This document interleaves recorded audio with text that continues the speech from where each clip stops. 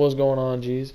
It's your boy Lobo TV here, and I'm gonna give y'all a story time. This is something I've wanted to do for a long time, but I've never gotten around to it. I've kind of taken a break off YouTube and had to deal with my real life stuff, but now I'm at a point where I can focus on this again and try to start putting out more videos for you guys. So this is my first time doing the wax, the bees, honey, the dabs. Alright, so it's back when I was 17, and my boy Jordan was going out of town, and so he had hit me up a week before, said, hey, I'm gonna throw a little party, you should come through. And I was like, alright, bet. I'll bring some females, we'll have a good time. We get to the party, it's me, it's a couple other friends of mine, and this girl, we'll call her Ellie. To not release any info. Anyway, so me, Ellie, and these two females go in there, and it's a raggedy little trailer in the middle of nowhere. I barely know the roads. It was dark when I got there. I didn't know the directions really. But we pulled up, and the driveway's all fidgety. It's made with like uneven gravel and stuff, and you'll see why that's important later in the video. But for now, we go in.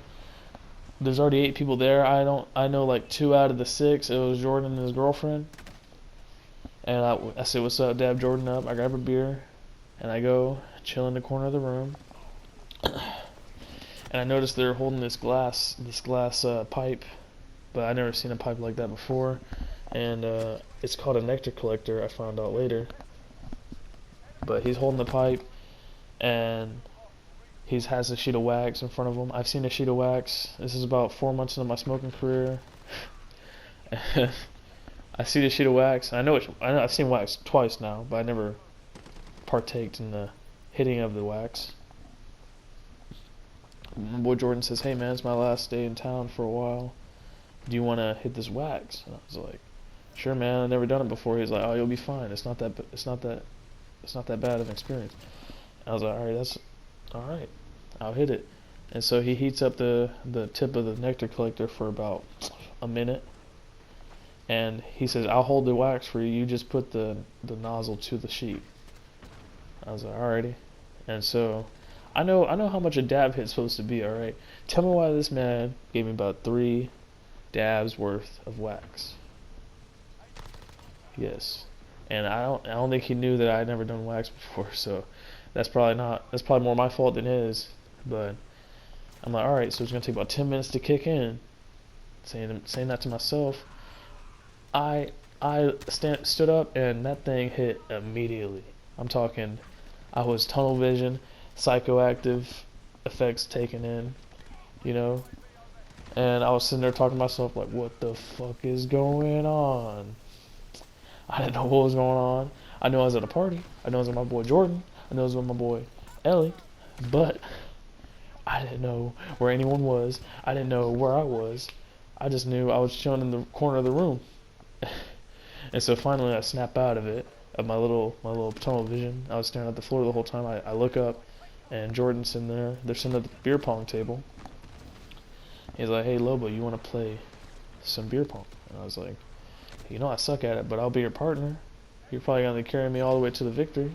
He's like, "Alright, that's fine, but let's play some beer pong." I was like, "Alright, bet."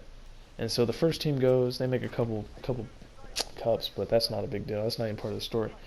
Jordan goes, and I see him make 2, like he should. And then I go throw my 2, and my first ball, I was alright with my motor skills until I got to the to the table. I hold the ping pong ball up, and I start tilting side to side, and I'm like, what the hell? In my head I'm saying this, what the hell's going on? And Jordan's like, "You good, man?" I'm like, "Yeah, I'm alright." And I start leaning to the side like uncontrollably, just not able to balance really. And so I was like, alright, well, if I make it, I make it. If I don't, I don't. I made the first one. I missed the second one horribly. And that pretty much continues for the rest of the beer pong game. And I'm like, you know what? Beer pong's not the move when you've taken three dabs, pretty much. So I go outside to the back. Ellie's chilling over there with a bunch of girls, and there's a little stripper pole set up in the back porch. This is a party house right here we're at. There's a little stripper pole set up in the back porch, and I'm just chilling in the corner. They're all doing their little dances to the music and stuff. I think this is when Migos was big. They did a little slippery song, you know, Get Right With You, all that stuff. So I'm chilling with Ellie and a couple of my other friends, and we're just watching the girls do their thing, and we're like, whatever. And this is where my dab experience has gotten turned into a movie experience. Like, I feel like I was part of like some goddamn just like drama, alright? Because 3 amigos had pulled up that we don't fool with, that had history with Ellie, and one of them was her ex. The other 2 were just 2 fuckboys, you know. And they pull up, and now I'm feeling like, in my head, my dabbed out ass, I was feeling like I need to assert my dominance, because ain't nobody about to step over me.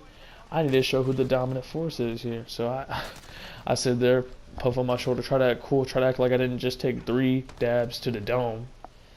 And I was failing miserably, you know. And I was sitting there like trying to act all alpha, you know, grabbing beers and stuff. And I didn't drink that much, but I was just holding them to hold them, you know what I'm saying, just chilling. Because I knew I was a dedicated driver at the time. But Ellie's ex starts talking mess, so I start talking mess back. Talking mess back. Everything is so slow when you're on dabs. So slow. I saw this dude's lips moving about 1 centimeter per 2 seconds. You know what I'm saying? I was seeing at a shittier frame rate than usual. And so my comebacks were coming a little slow as well. I was sitting there to think about it, you know, I was probably red eyed as hell, squinting a lot.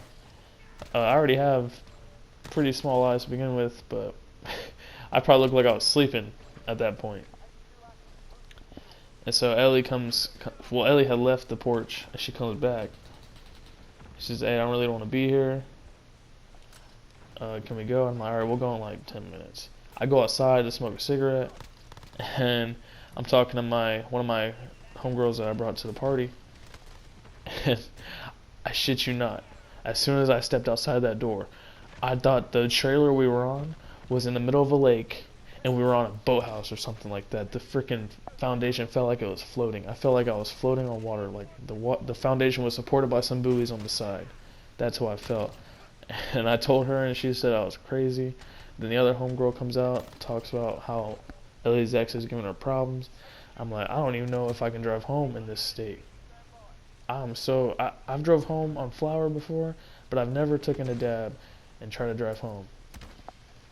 So this is how pretty much every time I smoke, this is how it turned out. I'd be the fucker driving high. And so I'm going to gather everybody. I can't find Ellie. Ellie's in the porch. She's in the corner trying to like hide pretty much. And so I'm like, Ellie, let's go. Let's get going. And her ex tries to be like, oh, you're leaving so soon. And the 2 little fuckboys try to talk shit. I'm like, yeah, you go fuck yourself, buddy. You know, like, we out. And I'm trying to navigate the 8 crowd that was inside the trailer has now turned into about 20 in a small ass trailer. So I'm sitting there trying to push everyone out the way so me and Ellie can get through. And we finally get outside, and I take the first step off the foundation, and holy shit, I about fell off the next 2. My motor skills were not on check, alright?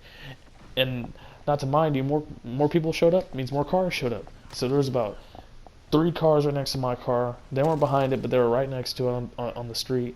And then there was like 6 cars on the other side, lined up in a row. So there's pretty much 0 fucking tolerance for fuck-ups on that back out of that driveway. And mind you, I was driving a big boat Suburban, and I did not want to hit one of these little like frat kids' cars. So I was sitting there. It took me about 3 minutes just to get out the driveway because I was not about to hit someone's car, because I had got my car hit just like that. Some fucking guy messed my front fender up really bad at a party. So I took that into memory, and I don't want to be that guy fucking up some dude's car and having to go tell him. So we back out of the driveway. It took us about 3 minutes. I put my little thing on Google Maps because I don't know where the hell I'm at, period. So I let Google Maps tell me where to go,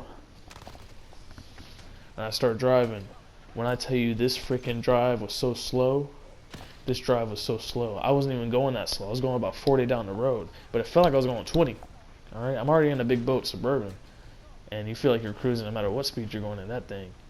But holy cow, I felt like I was going at a snail's pace. I kind of wanted the speed, but the conscience in my head that was amplified by the dabs was telling me, nah, brother, you ain't going nowhere.